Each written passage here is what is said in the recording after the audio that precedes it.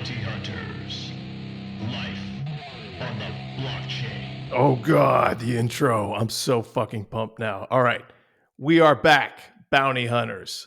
A little longer than my normal week in between episodes, but hey, is what it is for your free show. So anyway, we're going to pump out our favorite sponsors. Get some rare skills for you bounty hunters out there. If you're not finding bugs, maybe you don't have the skills. Go to rareskills.io/riptide and get a little discount when you book in one of the packages, the boot camps, so you can get learned up on all your skills. Honestly, it's a great structure. They have a lot of free resources on there as well, but if you like the structured product, they got that for you. So rareskills.io/riptide. And then, of course, we got to shout out getrecon.xyz/riptide. These are for you projects out there that need to get your invariant tests done. Go to the experts, get a discount, mention Riptide, getrecon.xyz/Riptide. Get some of that. So our guest today is not a bounty hunter, but he is on the other side of one of the biggest bug bounty platforms out there. Our guest today is McKenzie. Welcome, sir. Good to be here. I love that you have Rare Skills and Recon as your sponsors, as those are Hell yeah. two of my favorite security projects out there right now. It's just Jeffrey's amazing at Rare Skills. Frankly, I don't know how he made it work after all these years. Nothing like it. He's a great guy, man. And they just, it was cool. I ran into him at the ETH event and just, like you come onto these free resources and you don't even know who's behind them. And obviously he's monetizing it with the boot camps and everything like that, which I think is a good product. But it's so cool, man. The free stuff that's out there that he put out there. So much love to him, and I wish him a lot of success in his business. Yeah, the level of quality is insane. I've often wanted at Immunefi to incentivize a similar sort of really high quality posting, because we'll do our bug fix reviews when someone finds a epic bug and work with the SR to break down how do they find it, how did it work, all those things. And the hard part is writing it, like writing it in a clear way that's understandable, in like a logical sequence, is a ton of work. And we would do more if it were not so much work on our side, just for a lot of the writing and editing. And I'm like, I'd love to have some way of crowdsourcing people to do their best work, to support each other, to kind of give tips and rewrites, take some scrappier written bug fix review and turn it into something really polished. Even if you weren't the one who found the bug, that is super valuable. Haven't got around. That could be something for these guys that are in the Immunefi Discord, up and coming guys. Maybe you could put a bounty out on that work and say, hey, here's what happened. Give us your best write up, and if we use it, we'll pay you $100 or whatever it's worth. And it gives these guys the time and the kind of purpose to dive in and really. You understand a lot when you walk through a bug. So if they do a write up, it means you really understand what the hell happened. So that could be a good learning opportunity to kind of pay it forward for the new guys. That is a good point. And a lot of writing is you just got it or you don't. Not everyone's a great writer. I'm like an average writer, and that's after lots of practice. And so I'm sure there's some guys who are new to security, but just they got away with words. I like that idea. One of my favorites is Wrecked. You ever read them? Oh yeah. I love the noir style that they do the write-ups in. It's great. Nothing like injecting some drama into it. Yeah. Which is, if anything, stereotypical of the personality of security researchers in general. They're very non-dramatic. In fact, when they should be more dramatic and it makes sense, they're still too non-dramatic. Like my best example is maybe the friendliest, most serious, but also like incredibly considerate and gentle white hat out there. and there's many to pick from, so this is a high standard, is lonely sloth. And there's so many times, I've been in his bug reports and he's talking with the project, and he stands his ground, he's firm, but he's also so considerate. And, Mm-hmm. he's leaving money on the table in order to facilitate a good interaction, a good relationship. And, it's paid off, no doubt, with private deals. But I'm like, man, you could have put your foot down. And so many SRs will say things like, the project, said they're not going to pay, or, they disputed Immunefi's mediation. Am I allowed to say something about it? And it's so funny to me, because if Immunefi says, hey, this is a critical, you got to pay 100K, and the project disagrees, they're going to be like, hey, no, that's not right. We're not going to do that. We'll talk to them, get the reasons why, work through it. But white hats, on the other hand, will be like, hey, this is invalid. These are the reasons why. And the white hat will be like, you actually forgot this thing. You made a mistake. And we're going to make mistakes. We're humans too. And they'll be like, am I allowed to say something though? And for me, I'm like, these total opposite personalities, where there's no hesitation on the project front to be like, nah, Immunefi, you made a mistake. You got to fix it. And that's good. That's constructive. But on the white hat side, so many of them are not doing that. Just for one, I think it's mostly a personality thing. And I get it. One guy in your basement finding bugs on the blockchain is very different than an entire legal department and the marketing team of a big project and their technical developers all working together to not look bad. They got their reasonable concerns as well. You also don't want to shoot yourself in the face too. I mean, because if you're that guy, that lone guy in the basement, and you're looking at a 6-figure sum, there's this voice in the back of your head where you're thinking, well, if I say the wrong thing, even if you're trying to negotiate upwards, you're thinking, hey, maybe I could lose the whole amount if I say the wrong thing. So I know that's a valid concern as well. In reality, I'm not sure, but I know that's got to be a concern because it's life-changing money for a lot of people. On that note, the most, I would say, serious concern, and that is very valid, is white hats will say, the project offered, let's say 20K. I think it's actually worth, let's say 50K. Is it okay if I argue them or ask for mediation in this? Because I don't want to lose the 20K. I don't want the project offended. I don't want them to take it the wrong way. And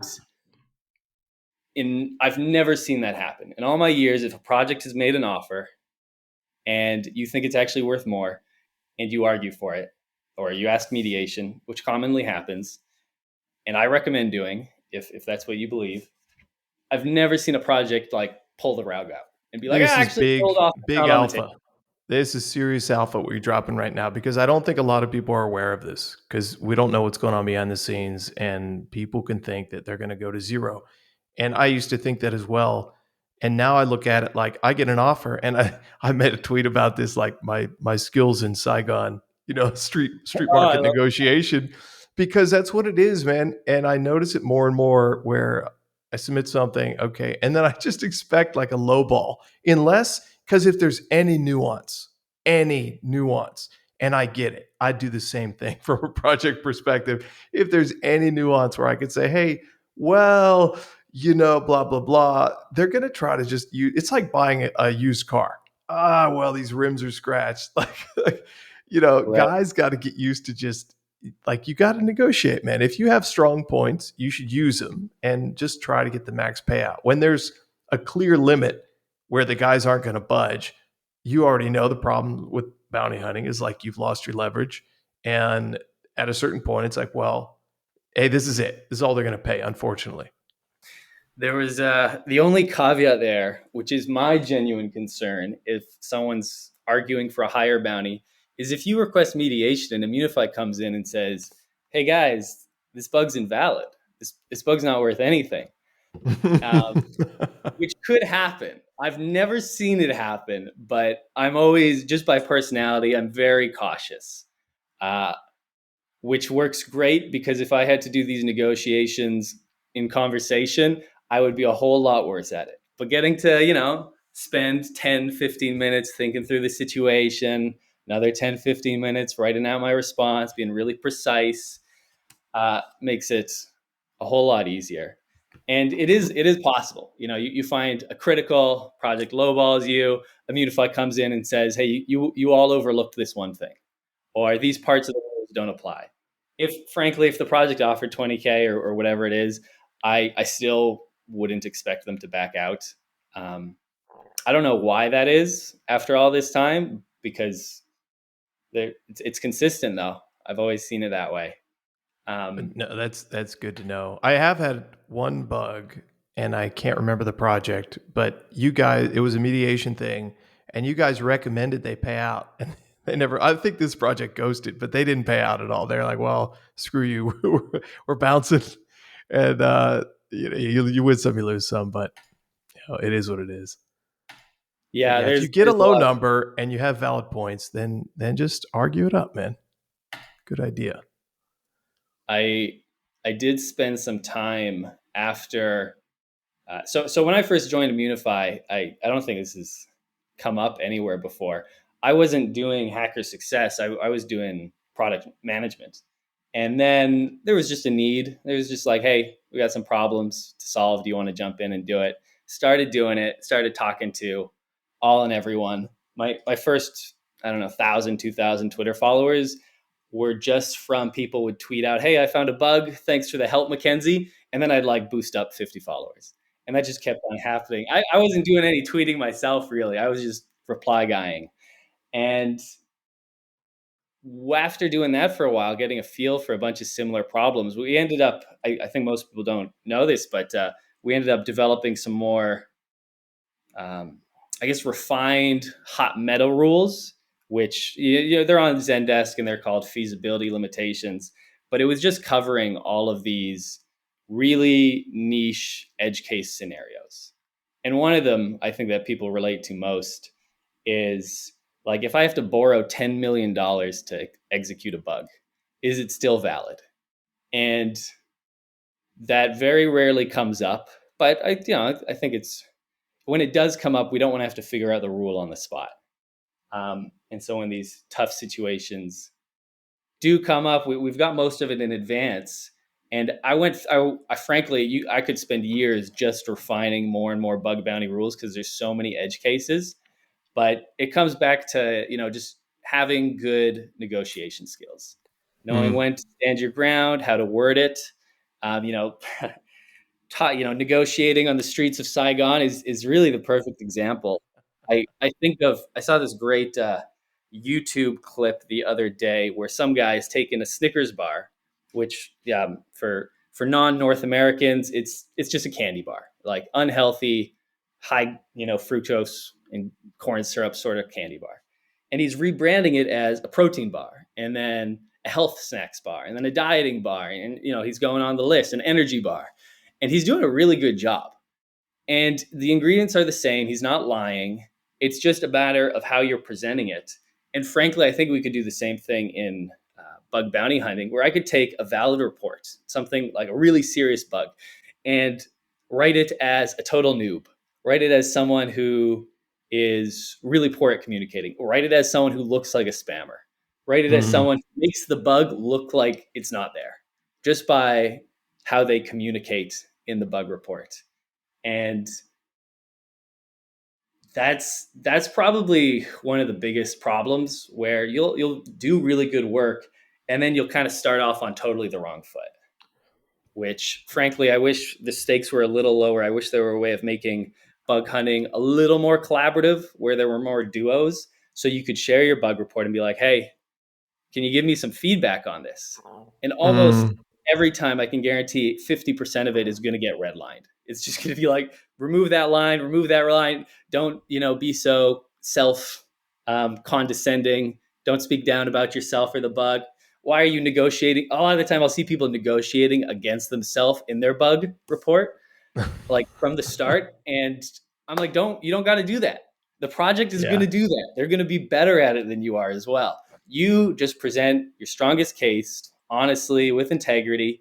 And I know it's uncomfortable, but just wait for the criticism.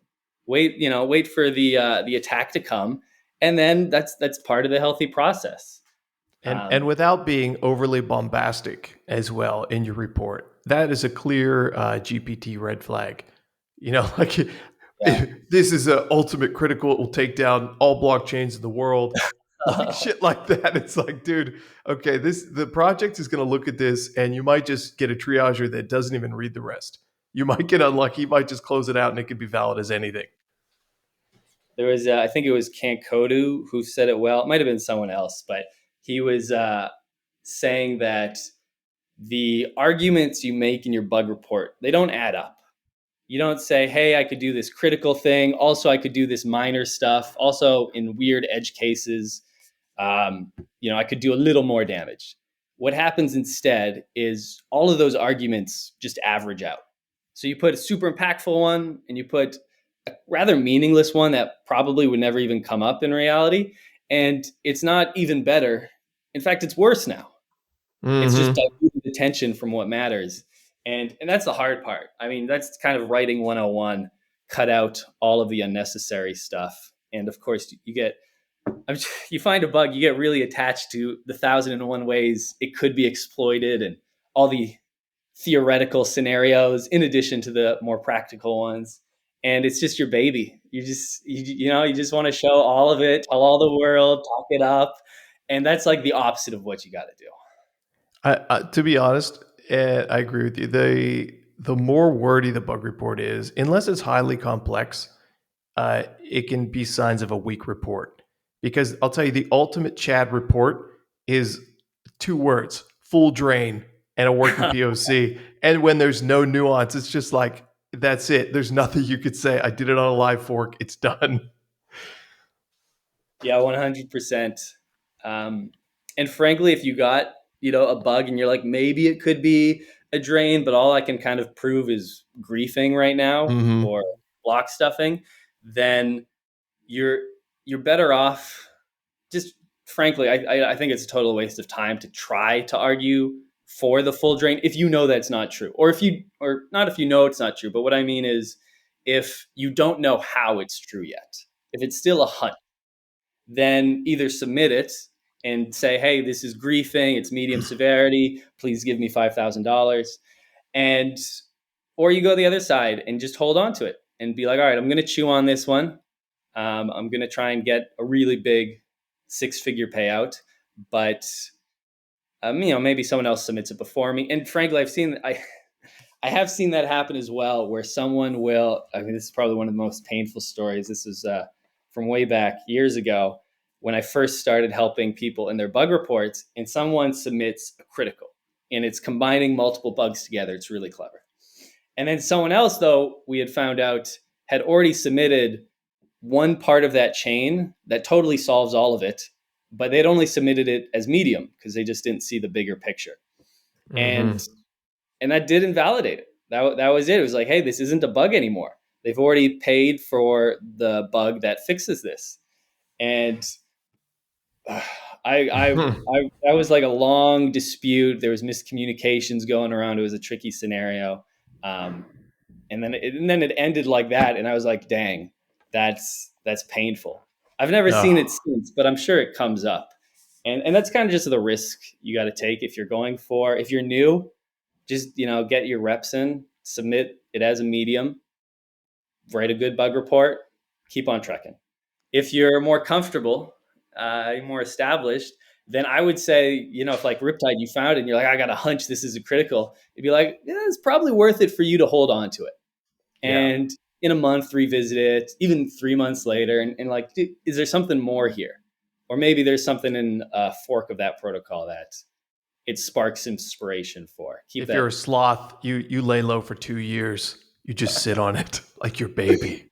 Insane patience. And I think that it is pretty correlated with age of bounty hunter as well, where, if you're 19 or you're like 23, I don't think, from what I've seen at least, they seem to have a more hasty personality. Totally natural. Of course. Meanwhile, hormones shooting everywhere. They're vaping, hitting the monsters. They're jacked up, ready to submit, ready to spend that money. Hell yeah. Yeah. And it's a different game. And it makes sense. If you can afford to go 16 hours a day, every day of the week, why not? If you got a family, okay, you probably need to play a different strategy. Yeah. Let me ask you this to branch off. You were talking about new guys, right? So I saw someone on my Discord. They were talking. Maybe it was on Twitter. They had gotten banned recently from Immunefi. Too many spam submissions, and he sounded like a new guy.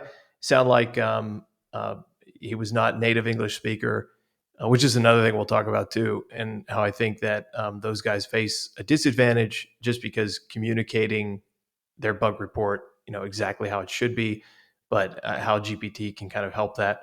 But when someone submits, like, give me the flow. So if a guy submits a finding and then the project hits, closed out or accepts, like, what's the flow on both of those? Yeah. Yeah. All right. So we'll take kind of the closed flow, and someone submits a bug report, goes through our early filter to kind of get rid of junk, save everyone some time, gets past that, goes to the project. They see it. This isn't right. They close it. And they give a reason, and they have to give a reason.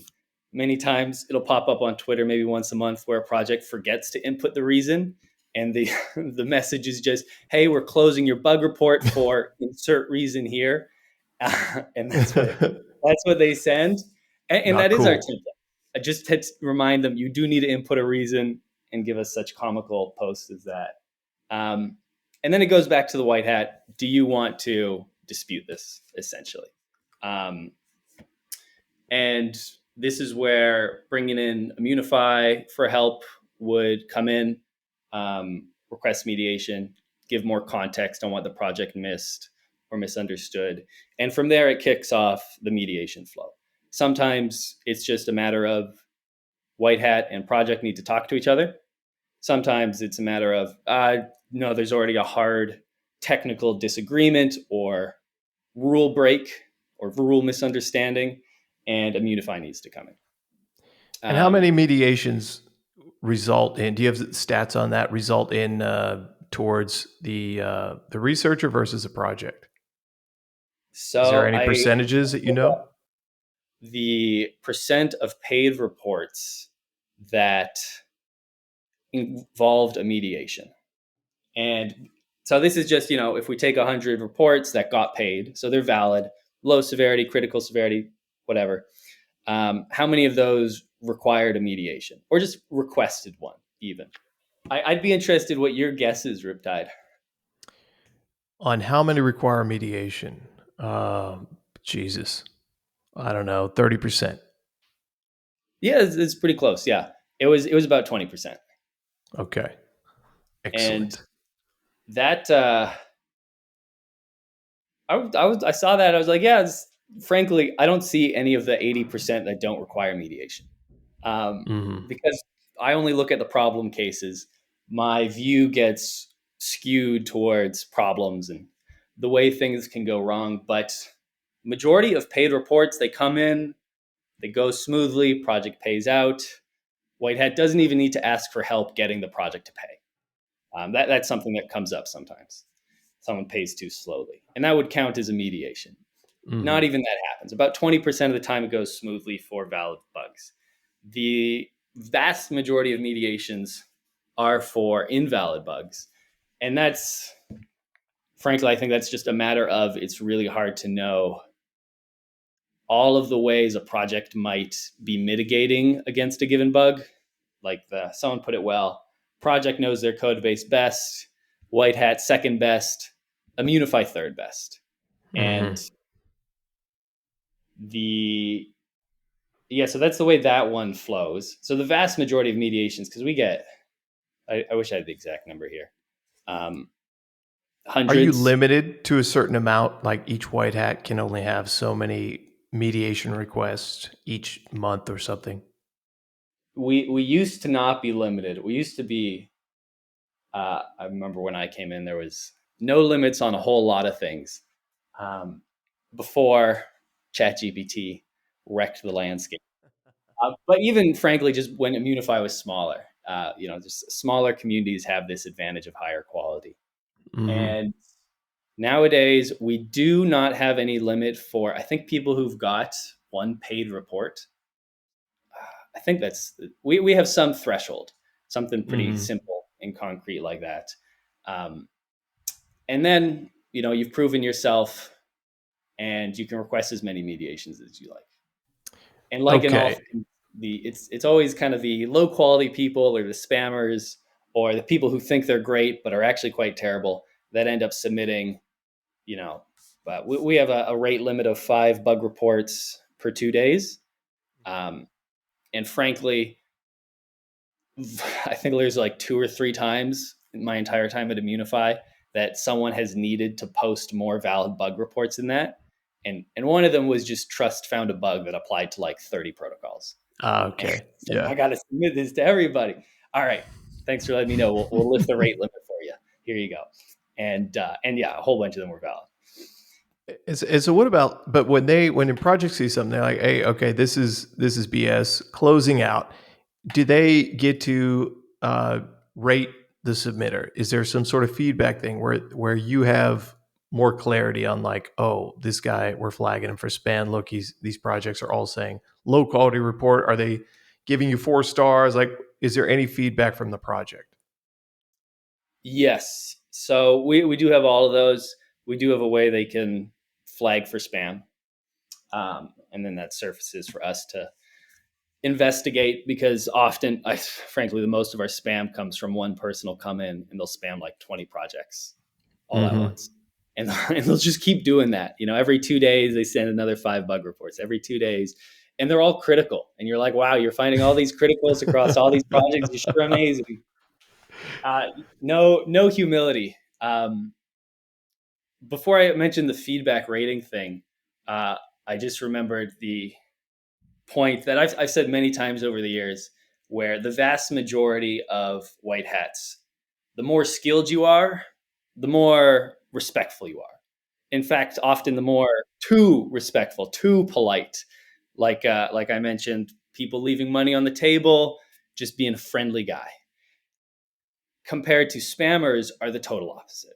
They will, they'll send me requests all the time being like, hey, this project is messing with me. They'll send these long paragraphs. They'll message a ton of projects. They'll request mediation on everything. They'll give these huge dissertations explaining why the project was actually wrong to close their report. Is there a certain region these people originate from? Have you looked at geolocation? I'm curious. I haven't looked at geolocation myself, but the vast majority of them are clearly Web 2 bug bounty hunters that were spammers there. And it works in that culture of Web 2 bug bounty hunting, places like HackerOne. And then they're coming over here and they're kind of doing the same thing. And, they're like, hey, I'm just trying to get a $20 payout. I'm gonna spam to all hell. Not how Immunefi works, but it's insane how different the Web 2 bug bounty hunting world is compared to in Web 3. And I don't know where geolocation for most of them is. I would expect we can guess if you're going to spend a lot of time trying to get $20 bounties, it's probably third world or developing countries. Somewhere in the world where $20 is meaningful. Where it's like I can feed my family for a month on this. Wonderful. So there's a lot of assumptions you can make from there, and there are some certain verbal quirks which come up where a lot of the spammers will use this language like, you have wronged me. This is such an injustice. How dare you do such an affront against the good of people? And that guy's probably from California. I don't know what you're talking about. All right. Let me, I want to give you some feedback here. These are, since I have you on, I have to give you straight up feedback. A feature I would love to have. Okay. How about a whitelist for if you've submitted a valid bug on a project, how about you're on the project whitelist for comms with them? There has to be some way to do this, because I can't tell you how frustrating this is. If I submit something and then they close it out with whatever reason it is, and then they miss something, and then it's like, okay, now I have to do this mediation thing, or I have to talk to Immunefi, and because I can't respond. if there was a way, if I was, you know, a whitelisted guy, could just have a chat with them, a chat box, something where I could say, hey, listen, you know, this is that. Because sometimes I have to go through back channels, through Telegram, whatever, and talk to the guys on the back end and then resubmit. And it's just like these little conversations can happen on the side, but there's no way to do that through the platform currently. Right. Yeah, that does suck. There's a few ways we've looked into solving that before. And, you know, the low bar that we do meet is a project can see your hit rate and your ranking on Immunefi. So they have some kind of meta context about who's coming in. But the core problem is there's no instant messaging function on Immunefi. And we got this feedback and implemented some also relatively smaller changes to improve it, where mediation feels intense. Requesting Immunefi mediation when it's just like, hey, it's just like a 2-sentence message, little thing to clear up, little question I have for you guys. And I'm a top white hat. I'm a serious guy. I'm not here to waste your time. And there's no way of doing that without, kind of laying on the hammer. And then Immunefi comes in with our big mediation assessment. And that's not right. not what you want. It's bringing a hammer to a problem that does not need that sort of force. Unfortunately, the ideal solution, because implementing instant messaging, I'm pretty sure from a technical perspective is not worth the lift in terms of other improvements to Immunefi in general, and other things to make it work. The ideal, frankly, would be some direct communications channel like Discord or Telegram or whatever people use, where a project could just make essentially a chat with them and somehow keep it centralized, somehow keep it organized, somehow keep it on an instant messaging platform that people actually check every day. Just even your Discord, you could have, if they have a bounty, then have a private channel where, I don't know, you could be whitelisted to be in there or something like that. It might be the easiest. That I would like to do that. One of the ideas before was pretty much doing that. Do like I don't know, let's say we got Polygon and we're like, hey, Polygon really likes these 3 or 4 white hats who've done great work or just submitted good bug reports. And if they got questions, they want to hunt on them. But the work to manage that for 100 different projects and ensure, the conversations are relatively moderated, just grows out of control. Yeah. And yeah. in Discord, adding 100 Discord channels, I hear you. Point of view is brutal. I do think it would be a huge improvement, and I do expect we'll have it one day. I did think maybe there's a way we can make projects pay for this, where it's like, hey, we'll connect you with 5 or 6 top white hats, and you'll give them one-on-one conversations and so on, and that'll incentivize them to hunt on you because you've already got this good rapport, and you're going to answer their questions so they don't go down pointless rabbit holes. But launching new products like that and services is its own huge amount of work, which is a long way of saying, I agree, that sucks. I'm sorry. Bullshit, man. Get Mitchell on the 3-way call right now. Let's get him on this pod. I want answers right now. All right, I'm going to move on to, I don't know if you had a chance to go through some of the questions that I shot over to you. I shot them over kind of late. From the Discord, some people had some burning questions for you. Did you get a chance to look at those, or are we just going hot? I did. I remember I saw them on Discord first.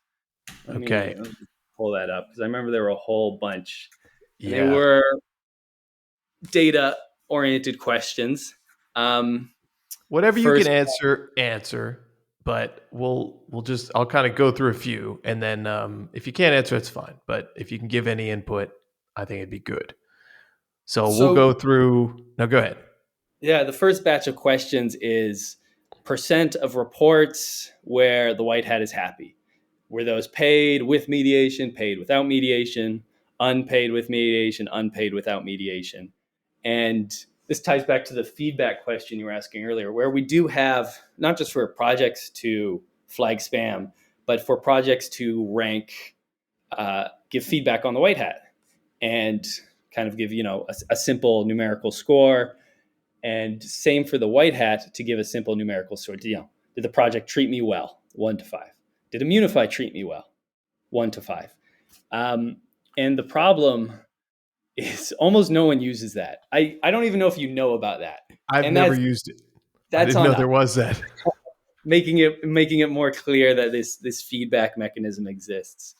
And as you would expect, well, I'll just tell you, because not as many people use it, sample size is really low. Don't really trust it too much. But the inferences there is, if your report is unpaid, you're unhappy. And if your report is paid, you're very happy. Kind of stereotypical. Higher ranked white hats generally have higher satisfaction rates. Beginners, people who've never been paid before, spammers or not, are usually unhappy with how things worked out. I frankly think that's just a matter of understanding how much goes on behind the scenes to make this work, from a technical perspective, but also just from managing the relationship with the project and making sure the rules are clear cut. So not too much useful information there. The more interesting stat was that of paid reports, only 20%, maybe a little, like less than 25%, need mediation, that they can work it out smoothly with the project on their own, which was, I didn't even know that myself until I looked it up in preparation for this. Less than a quarter. Less than a quarter, yeah. Wow. Okay. And we get hundreds of mediation requests a month. We do not get hundreds of paid reports. I think and you can look at our public stats on this, where it says how many bugs of each severity were found, of valid bugs in the last month. And it's actually pretty consistent, right? It's about 80 to 100 valid bugs are found per month. And this is separate from audit competitions. This is just bug bounty stuff. And the surprising thing here is that there's about an even distribution of severities. So 25% of them will be low, 25% will be medium, 25% will be high, and 25% will be critical, which I think about lines up with the last post we did for the July earnings. There's about 100 bug reports, 29 were critical. Pretty standard stuff, just the way it works out. And what about, have you guys fixed this issue? I don't know if you've come up with some sort of solution here, because I know you have your own business model to make some cash, but where the programs ghost the white hats, they get their vulnerabilities and they don't pay, they bounce, they disappear from your platform. Yeah, those haven't happened as much lately, but there have been a few projects. I don't have an exact number. I guess somewhere around a dozen. Let's be liberal and say maybe around 15 to 20 projects have been removed in my experience on Immunefi. And often it's just a misunderstanding, frankly. Of a small amount of those, they're just like, nah, we're just not going to pay. And this is like the fear situation. Maybe like 3 to 5 bug bounty programs over the last 2.5 years have just come in bad faith and refused to pay one or multiple white hats. And we talked to them and we tried to work through it. It became clear they were bad faith. We removed them. It sucks. Brutal situation. More commonly, a project didn't understand what they were getting into. And so we say, hey, you got to pay out $50K here or $100K there. And they're like, no, that doesn't make any sense to us. We'll pay $10K max out of the kindness of our hearts, but we don't even think we should do that. That's us being generous. And those are the tricky ones, because they're operating in good faith. We just have different views on the situation. And, that's probably more on us for not onboarding them as comprehensively as we needed to. I think your latest issue there was with the guys that ran AP Wine. They rebranded to some other protocol, and it was a public dispute you guys had. And yeah, it sounded like there was miscommunication between, or misunderstanding between what you guys were saying and what they had thought they had to pay. So yeah, I don't know what project it was, but yeah, no, I see how that could happen. I think it'd be good, like from our point of view, and I know it's difficult to do this and it impacts getting new customers, but to say, hey, and I know you had the vaults, which I don't know if they're really used, but put down a bond. All right, you need to put down, if your bounty's 100 grand, you have to put down, I don't know, 10, 20% bond. And we're just going to hold that in our custody. And then if you're proven to be a bad actor, well, you lose your bond. Yeah. I mean, frankly, the bond is a good idea when we have more market dominance. I expect that'll be implemented just as due course. I'm a little concerned that I don't see platforms like HackerOne do this in Web 2 and these other big established 10-year-old plus Web 2 bug bounty programs. I don't know why they don't do it. Frankly, they treat white hats relatively terribly compared to not just Immunefi, but everyone in Web3. And I expect that'll be more possible as the business solidifies more. We do have some mitigations, like not just vaults and not just the arbitration we built on top of vaults, which is projects opt into, show of good faith. And if they disagree with our mediation assessment and it disagrees with the rules, it's a real world international legal framework to take it to court and settle it in court. And the white hat isn't the one fronting $100,000 in lawyer fees. That's Immunefi's already got that set up. So the white hat, I think, has to put up. How many of those has happened? $1,000. How many actual arbitration events have occurred? Zero. It's okay, I think that's only good. Yes, I think 2 dozen projects are using arbitration right now. Naturally, they're the serious projects, the ones that are already more security conscious, more good faith, more wise about why this is important and how it works. And we haven't had any arbitrations escalate with them yet. It's frankly going to be very exciting when it does, as there's been an insane amount of work from people far more skilled than I am to make this work. I remember teammates were telling me they won some prestigious legal innovation award. I didn't know that was a thing, but it is. And so it's going to be a big deal when there's the first big case goes to court, because that's never even happened in Web 2 yet. There's been some threats of it and it's come close. I've inferred a couple times, but 20 years hasn't actually happened. Well, I'm sure we'll hear about it if it does happen on the Web3 side. So I want to get back to one of the questions from AV that we missed. He asked about predefined scopes. How are they determined, including severities?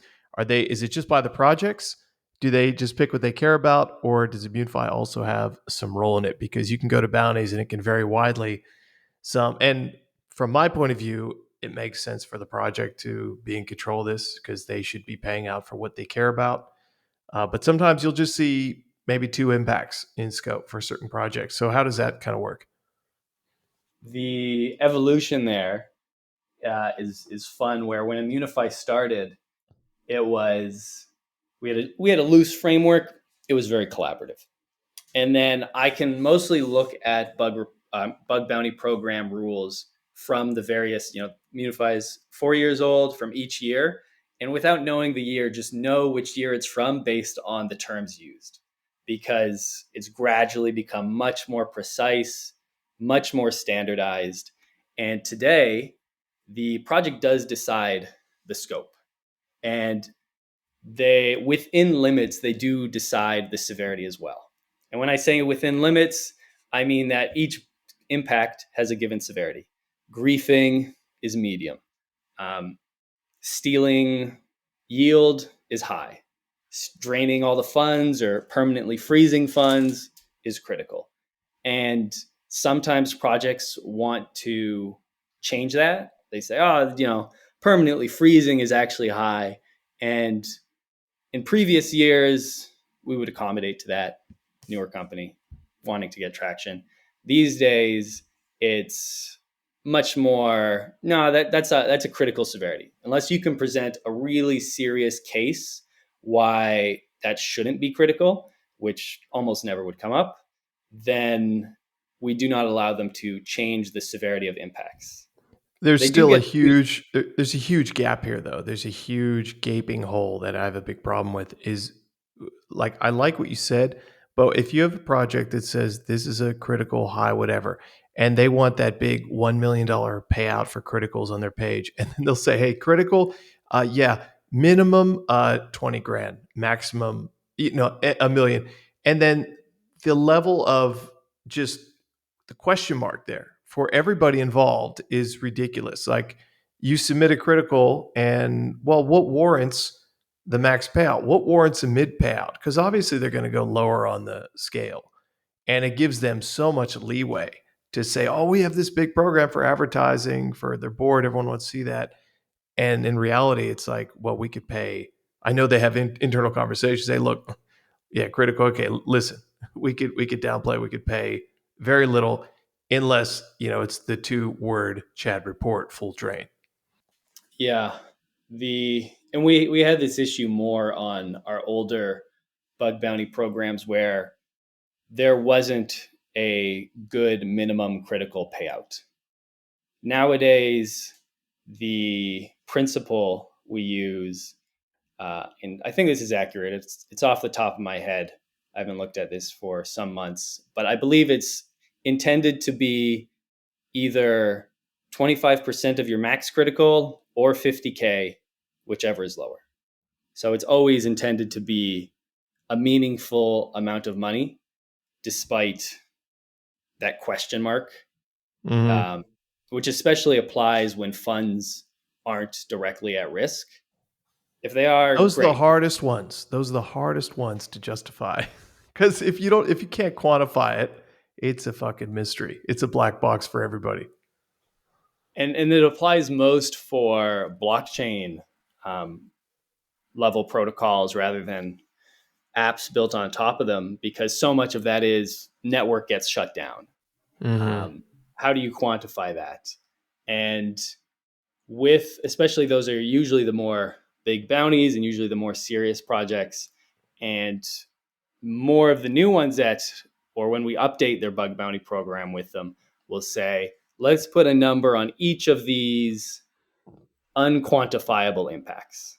All right, 50K is for maybe permanent freezing of funds, but what about the other critical blockchain impacts? What about unintended chain split? So you got to do a hard fork. Is that worth more? Is that worth less? How are we going to work this out? And let them. And usually they'll put some variation on that. But frankly, yeah, that's difficult. And if funds aren't directly at risk, the usual method is just whatever is the minimum payout, the project has agreed for that. So you find, and that'll often be, for these bigger projects, 50K. Would it be better if it was more? Of course. No Note doubt. to bug hunters, you have to take the money. That is how you prove and get the big funds, the big bounties. Dude, a lot of these questions, and I think this has come up before with Immunefi, is like, and maybe you have your own rationale for competitiveness and stuff like that for not releasing some of this stuff. But a lot of people want the data. They like to know, all kinds of bounty size, severity, language, percentages. How big is the internal Immunefi findings database? I mean, there's a ton here of just like putting out a lot of data. Do you think there's going to be a page where, we could see some of the stuff that the guys are asking for? this has actually been a project I've looked into before because the data is really fun and really cool. The and some of it definitely needs to be private. Who submitted what, where the bugs were on, Mm-hmm. things like that. But we've got enough projects where we can say, hey, there were 10 blockchain level criticals found in July, and you won't know exactly who it is. There's enough of them that it gets hidden. Um, the reason we haven't done it so far is it's just a lot of work. Digging up the information, parsing out the meaningful part of the information. Naturally, like Immunefi doesn't want to look bad ourselves, so we want to be thorough in and accurate in how we present it. Which that was to be totally upfront, that was one of the reasons we didn't post the monthly bug findings and earnings previously, because there were some months where only like 500, 600,000 in bug bounties were paid. And we were like, guys, that's not very much. We're looking for like 2 million, 3 million, 6 million. What are people going to think about this? And we went with it anyways. And, no one ever blinked. No one ever thought that was bad. Tons of bugs are getting found. Those are large amounts of money. Yes, ideally it's at least 1 million plus, but yeah, there'll be slow months, there'll be busy months. And Yeah, seeing those numbers, guys, we get like the FOMO, man. We see like, wait, how many millions? And then you see maybe nothing's been disclosed on X. No one's raised their hand, and you're like, oh shit, man, who was it? Who's earning all this cash? I haven't found shit. There was a idea, I think it was Sorry Not Sorry suggested to me, where we just make a Twitter account for like Immunefi, heartbeat. And every time a bug is confirmed or is paid, it just does a little post. It's like, hey, a critical was found on a smart contract protocol today. More Shout out the White FOMO. Hat if they accept it. And if we got 100 bug reports getting paid a month, that's about 3 a day. That's something fun. That's something cool. And there's a lot of stuff we could set up with that. In the hard case, and I'm open to anyone to DM me and please convince me to pursue these ideas, is that it's always a whole lot more work than it seems like at the beginning.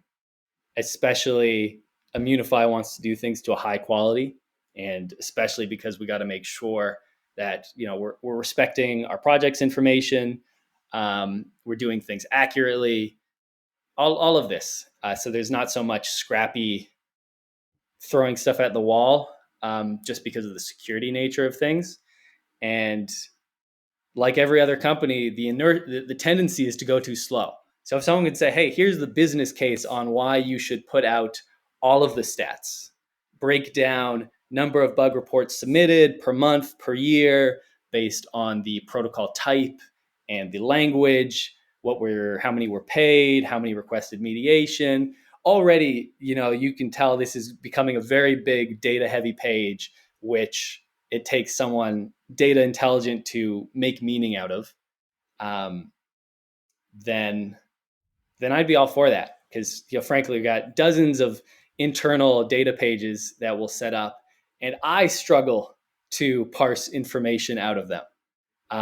So in terms of something more public, it'd be great to have someone else doing that, but it's a ton of work. Claude Code, get on that. 2 hours, you're done, according to X. YOLO your data page. Mess with the Immunefi code base. We trust you. Be secure. Pretend you're a top security developer here. That's great. Hey, I'm gonna drop, because you already dropped some good alpha, man. I do not want to forget my alpha drop. I might have missed it the past podcast. So I'm gonna keep this one simple. This is going to be a very simple one, but it could lead to bugs. When you are looking through the code and you see something that reverts, that is not always the end of the story. You have to see if that revert bubbles up or not. And what I mean by bubbles up, if it reverts the whole transaction or if it doesn't. Because if it doesn't, then you may have found some undesired or unexpected behavior. Top alpha tip, alpha drop today. Do you look for bugs like in your part time when you're up in Alaska camping or whatever the hell you're doing up there? I don't. I think there is a rule where if you're at Immunefi, you're not supposed to be publicly bug hunting as well for I wonder why. conflict. I had an issue where a white hat got a big payout and was like, "Hey, I want to, you helped me so much. I want to give you a gift." And I was like, I'm not sure I'm allowed to accept gifts. I really want the gift, even if it's just, some super expensive NFT. Please send money my way. And then, talked it over, was like, hey, is this going to be an issue? And yes, someone was like, yeah, it's kind of a conflict of interest. We can't have someone at Immunefi explicitly trying to get white hats paid with a financial incentive. And unless we started doing that for projects as well. And it's like, yeah, we do not want someone who's helping projects not pay white hats. We want to keep it impartial. So no bug hunting. Then you fired up your alt and then gave him a random EOA. Yeah, it's good, man. It's good. No, that's It good, segues into one of the other questions where someone asked, when a new attack vector is found, how long does that take before it becomes a common attack vector in the public auditing space, like in audit competitions? And frankly, I think that maybe a long time, where I'll talk to top white hats, and I mean, Riptide, your point of view would be interesting on this. If you find some novel attack vector no one's really talking about, doesn't occur very much, or at least isn't publicly known to occur very much, even if it is a common one, would you do a write-up on it, or would you kind of keep that alpha to yourself and milk it for as long as you can? Usually everything that gets written up, and this is probably anybody, they've done an exhaustive search across GitHub, across deployed contracts on every chain to make sure that they've exhausted. No one's going to give you literal alpha like if you can convert that to cash right now. So everyone's going to look and say, hey, did I do my best to find if I can already report this? If not, hey, I'll put it out there because maybe I want some publicity or just want to put it out there to give some guys a leg up. But for the most part, I would imagine everyone thinks like that. They're self-interested to at least look as hard as they could to find if that's anywhere else first. There's a extra layer on top of that where people who are consistently bug hunting and finding criticals like Lonely Sloth, like White Hat Mage, like True Kankodu, Chads. Yeah, True Chads. True Chads, they're hitting every pitch that comes their way, and it's a home run. They don't have, it's not worth their time to write up these complex bug reports, where writing on one hand is hard and takes a lot longer than you'd think it does. And if you're going to send it out there, you probably want to make sure it makes you look good. You're not leaving tons of typos and just writing a really confused ramble. And you could just be finding more bugs, man. Maybe you don't even like writing. But I mean, a lot of these bugs, you think they're going to be repeatable, but in reality, they're not. I'll find something and I think, oh, this has to exist somewhere else. And then I never see it again. So a lot of these are unique kind of vectors. And I think that's what gives me the incentive to do a write-up. I haven't done one in a long time, but when I do see something interesting, I'm like, oh, this is just cool on how the mechanics worked. And, I'd like to share it. But, if you just find something kind of repeatable and someone left a function exposed, it's like, you're not going to do a write-up unless it led to like, a huge bounty, like the wormhole one or something like that. But other than that, I mean, it has to be interesting to read about. There was, I would wonder how much of the time those bugs are actually unique and how much of the time it's just that particular white hat couldn't find other instantiations of it, because you remember the 100 proof bug write-up on his Kyber swap find. Huge, incredibly technical, incredibly deep. In it, I think he said even that, when I had a hunch, or when I found this bug, I wasn't in a rush to write it up and POC it and submit it immediately because of how deep it was. I know there was no one on my tail right about to front run me with it. This was, I took me weeks. And then he eventually does write it up. Very unique, very math heavy bug. And, later on we have the Kyber hack, which was a variant of it in that still existed in the code. Right. And it just, took a pair of fresh eyes. Unfortunately, it was a black hat instead of a white hat.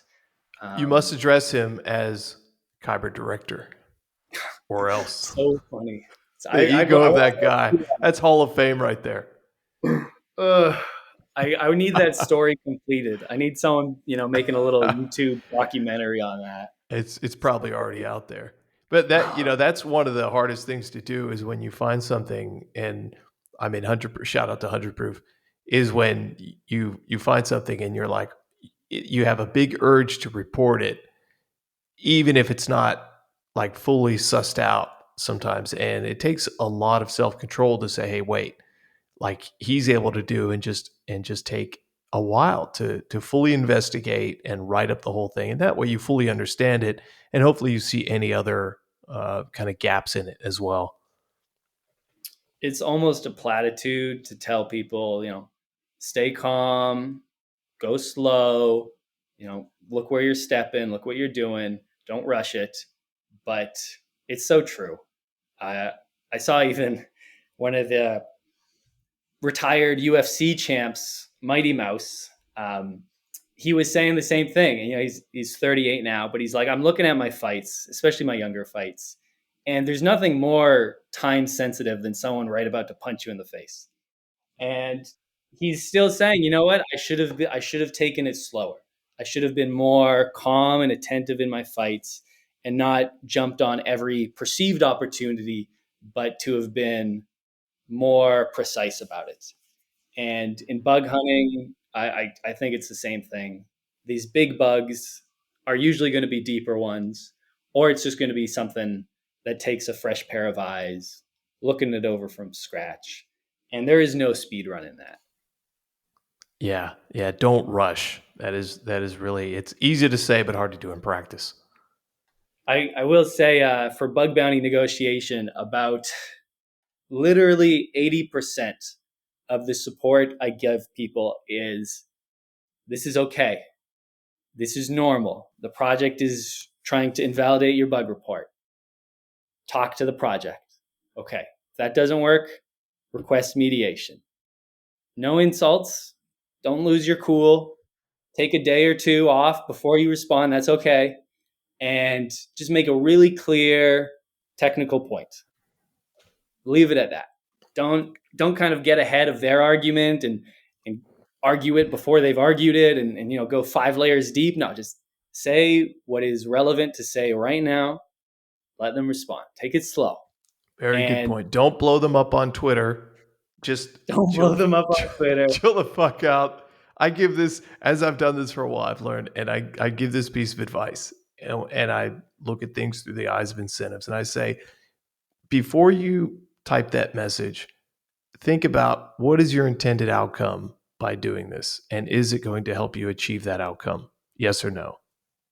Talking shit on Twitter is not going to help you get anywhere, and everyone's going to forget about that. And the cred that you're getting from that you think you're getting is nothing. Even if you are going to go public, and sometimes it makes sense if you got treated wrongly, just let things resolve first. No need to try and dunk on a project mid-conversation. Let them dig their own grave, deny you your just payout, probably get kicked from Immunefi, or maybe they exploit some gray area rule and they get to stay around, but still, okay, now I can write it up. Now I can go public with it. And if you're not allowed to go public, you can that's its own piece of advice, being like, hey, project, I'm going to write this up. Is that okay with you?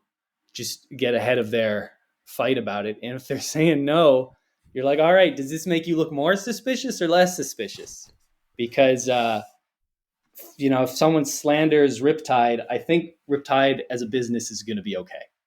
If someone drops a huge criticism that's very valid, that we see every now and then on crypto Twitter about some project, and it's like, hey, they were clearly trying to take advantage of this white hat, then it's kind of a public good, really, because you won't personally benefit from it. The story's done. You wouldn't have benefited from it, from criticizing them before it was done anyways, but other people in the ecosystem are going to be better. And that's one thing I love about this space. I know we got to wrap up in a bit, but the standards in Web3 security in terms of ethical behavior are insanely high. And this didn't happen by accident. A ton of people did a ton of work to say, this is what we tolerate, this is how we treat each other, and we won't do otherwise. I think the kind of less active but face of high quality behavior in Web3 was Socks over at C4. And he was always very friendly, very supportive of projects, always trying to have a conducive relationship between all parties, not tolerating anyone taking advantage of each other, really. And that had huge ripple effects. People come into the industry and they're so friendly to each other. You go into Web 2 bug hunting, people are not so friendly. Your relationship with a project is antagonistic. It's me versus them. And the platform is going to take their side. Everyone knows this. And so, yeah, I'm going to spam and I'm going to abuse and I'm going to try and lie to get small payments here and there. And we don't have any of that in Web3, which is, really remarkable. We kind of have an issue where some spammers are more empowered to take advantage of AI now.